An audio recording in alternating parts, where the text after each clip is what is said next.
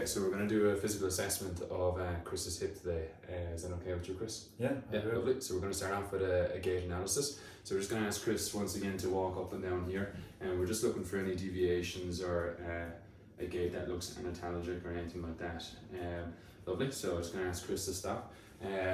Next one we're going to ask Chris is just a single leg stand, but we're going to get him just to face away from me, okay? And we're just going to get him to stand on one leg, okay? So here we're just looking at the gluteal structures of the stance leg, looking for any signs of Trendelenburg or weakness on that stance leg. And then we're just trying the other side, so standing on the other side. Lovely, and looking for any deviations or weakness on that lateral hip aspect there as well. Okay, lovely. Chris is going to turn around and face me this time. Okay, so from here we're going to ask Chris to do a deep squat. So get the feet shoulder width apart or hip width apart, lovely. And then you're just going to squat down as deep as you can. Lovely, and we're just looking at his, this is a very good test to see his active range of motion, good functional test, see how deep you can go and ask for pain afterwards, okay? So we're going to get Chris to lie down onto his back next.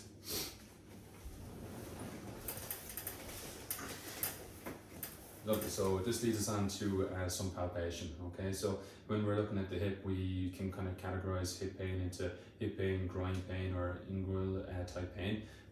So the palpation would usually start off with some of the structures in around the hip. Usually depend on the athlete or the patient that comes into us.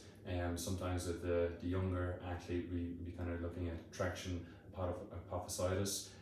So we want to palpate in and around the kind of anterior superior iliac spine region and all those musculature that attach around that area. So I also want to look at the inguinal ligament and palpate down along there, looking for any hernias or anything like that.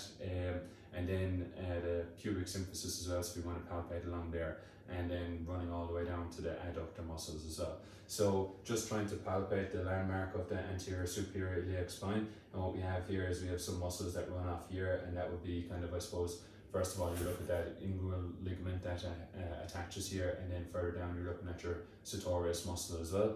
And then on the inferior iliac spine, we're looking at the attachment of the rectus femoris.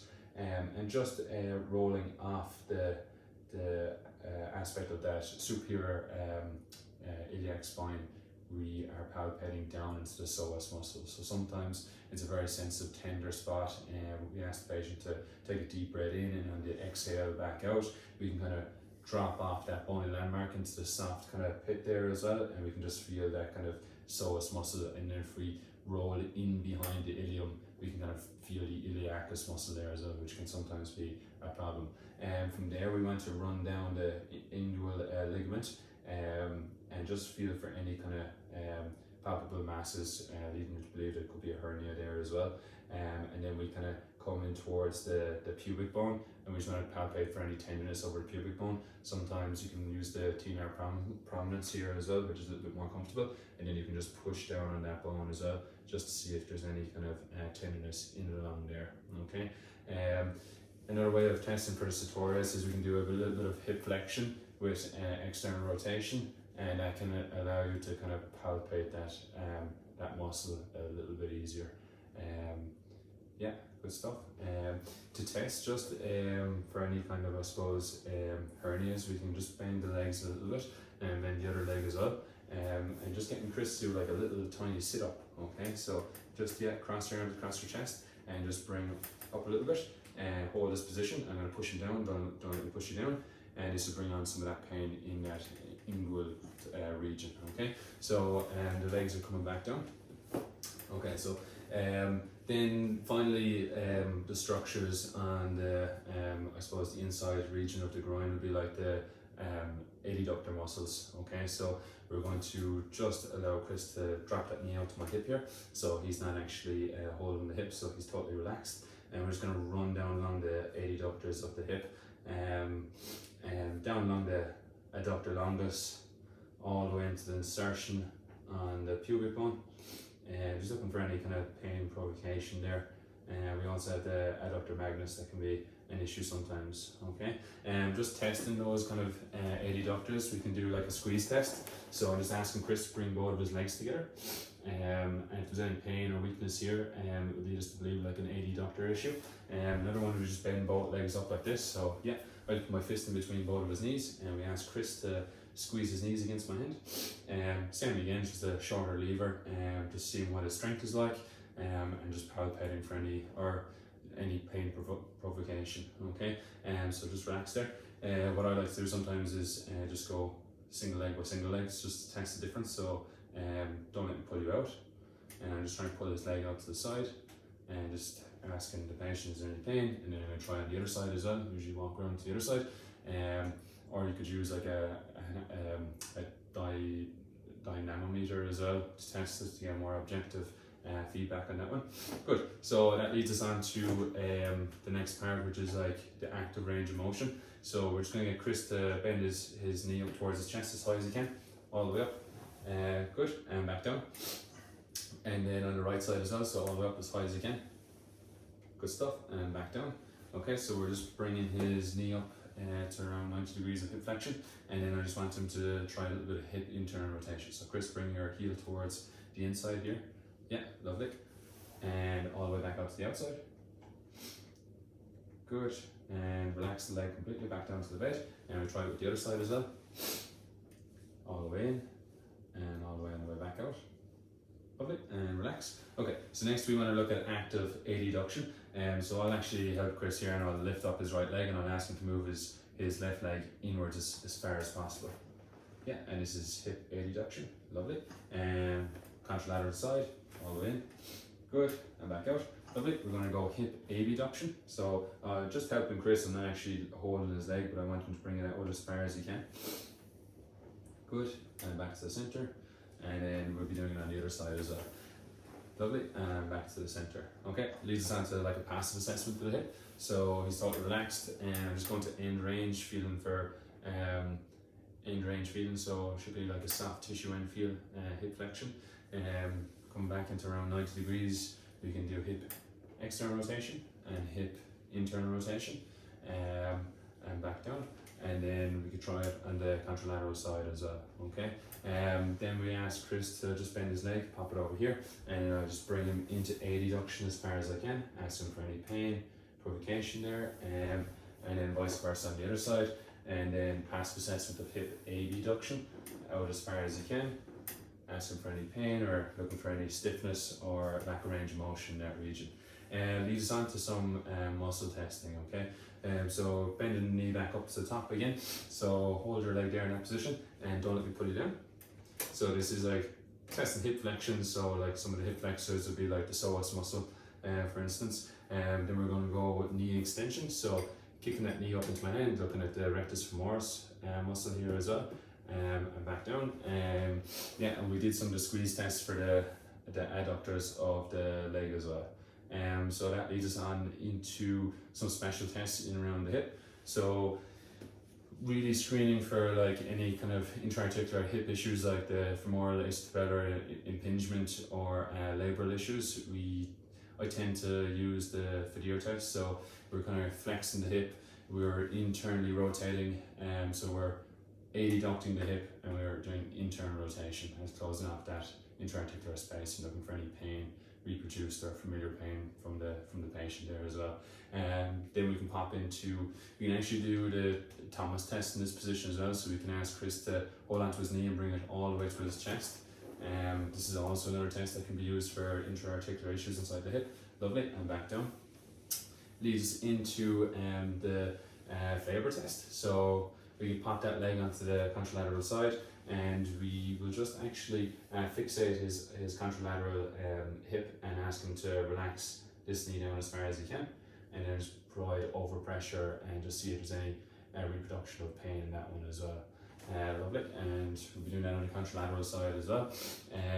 Then from here, what we're doing is we're just looking, we can also do the straight leg raise in this position here as well, and just exclude any kind of, I suppose, tendinopathies of the, let's say the hamstring, the proximal hamstring. So going into in range knee extension, with a little bit more hip flexion, puts a little bit more pressure on that proximal hamstring. So just excluding any other issues like in the buttock region for that one. Lovely, coming back down. Good, so from here then we just, we could also explore other things like osteoarthritis of the hip, depends on the age of the patient, depends on the history take, loads of different things to take into consideration. But when we're doing, we can also do a cluster and cluster of subtlev. With the cluster, it involves like a scour test. And what we're doing is we're providing like longitudinal pressure down to that hip joint and doing kind of a circular motion with the hip, looking for any reproduction of the patient's symptoms, let's say. From here, also, we're looking for pain with squatting that we screened already. Any pain reduction in active range of motion in internal rotation, which we'll get onto when the patient goes back to prone lying. Okay, perfect. So we'll get Chris to pop over onto his right shoulder, side lying position. Okay, so in side lying position, we want the knees bent a little bit. Another issue that can be with the hip is like trochanteric bursitis. So we're popping onto that trochanter, the lateral aspect of the hip, and we're just pressing down on that bursa, looking for any pain. Usually if the patient's pain is greater than like 2 out of 10 on the numeric pain rating scale, we can kind of rule it in, let's say. Also at this point on the greater trochanter, we have insertion of a lot of the gluteal muscle insertions, so we can palpate all those insertions, glute med, glute minimus, piriformis muscle, TFLs in this region as well, so we can kind of palpate and look at all those guys as well. Also, while Chris is in this position, we can look at Ober's test. So we just ask Chris to totally relax his knee down towards the bed, and we're just looking for muscle length of the TFL muscle here on the lateral hip. Lovely. Here we can also look at full hip extension. In this position, you can also do it in prone lying as well to look at the active and passive range of motion here. Lovely, and relax. Looking at the strength of the lateral hip then, so if Chris brings this leg up to here, good. If I provide like a downwards pressure, we can ask Chris to resist, okay? Lovely, you can also fully extend that knee. Ask Chris to hold the edge of the bed, fully extend the knee if you can. Yeah, lovely. And then I'm just going to push him down and ask him to resist me as much as possible. And just looking for the strength of the structures on the lateral hip, okay? Lovely. So we're popping over onto the stomach there again. Usually for part of that cluster of subtlev, we can also do it in prone lying. Usually the cluster itself actually says to do it in prone lying. So this would be internal rotation of his hip, and usually use a goniometer to test that as well. And this would be internal rotation of his hip as well. And once again, we can kind of look at that active range of motion in hip extension. So ask him to lift that thigh up towards the ceiling if he can. Lovely. In this position, we can also test for hip extension, so the manual muscle testing. So don't let me push you down, Chris. Yeah, hold it there, and we'll be testing the contralateral side on this one as well. Okay. If Chris pops back over onto his right shoulder. So also with the hip, we could also test for, let's say, deep gluteal pain syndrome. So there'll be any structures that are painful down inside that hip. So one would be a FAIR test. So we're looking at knee flexion, and then we're also looking at hip internal rotation. So that's testing any of the structures in the deep gluteal space. Okay. And from here, then we're asking Chris to sit on the edge of the bed. Also another test that we included in the deep gluteal pain syndrome would be sciatic type pain coming from the gluteal structures. Once we've excluded like lumbar radiculopathy in the lumbar spine. So from here, what we're going to do is we're going to just palpate that like sciatic notch inside the hip, and then we're going to get Chris to fully extend his knee, hold it there, and then we're going to internally rotate his hip with a little bit of adduction as well, and that would like produce any of the symptoms of the hip. Yeah, and that's basically like a physical assessment with some clusters, also with the history intake as well of the hip. Nice one.